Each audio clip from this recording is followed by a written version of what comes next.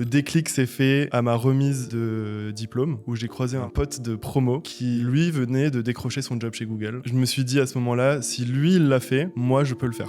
Tu as toujours su que tu voulais bosser dans la tech et en particulier chez Google? Alors, pas du tout. Moi, j'ai fait des études assez généralistes, ne sachant pas ce que je voulais faire après avoir obtenu mon bac. Je me suis orienté dans des études de management et de gestion de l'entreprise à Bruxelles, ce qui m'a ouvert beaucoup de portes sur justement les langues, l'étranger. Ça m'a permis d'aller faire des échanges à l'étranger et découvrir de l'ambition autour de moi. Et c'est cette ambition-là qui m'a amené à viser des carrières, encore une fois, pas du tout dans la tech, au début plutôt vers le conseil et le consulting en stratégie dans des grands cabinets. Et je me suis rendu compte que j'avais du mal à trouver un job en sortie d'études. J'arrivais quand même à accéder à des entretiens chez McKinsey ou Bain & Company, mais je décrochais jamais l'offre. Le déclic s'est fait à ma remise de diplôme où j'ai croisé un pote de promo qui, lui, venait de décrocher son job chez Google. Et là, moi, ça a été un vrai déclic, en fait. Je me suis dit, mais waouh, déjà, j'y avais jamais pensé, à me dire que c'était possible et accessible. Et surtout, je le connaissais, on avait travaillé ensemble sur des projets et je savais que c'était quelqu'un de très smart, mais c'était pas non plus un génie. Je me suis dit à ce moment-là, si lui, il l'a fait,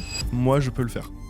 Et cette phrase, elle a changé toute ma vie. Et elle m'a suivi pendant toutes mes décisions d'orientation et de choix et d'évolution, jusqu'à aujourd'hui être créateur de contenu devant 100 000 personnes qui me suivent à travers les différents réseaux. Si jamais j'avais pas vu quelqu'un qui l'avait fait avant moi, je l'aurais sûrement jamais fait, en fait.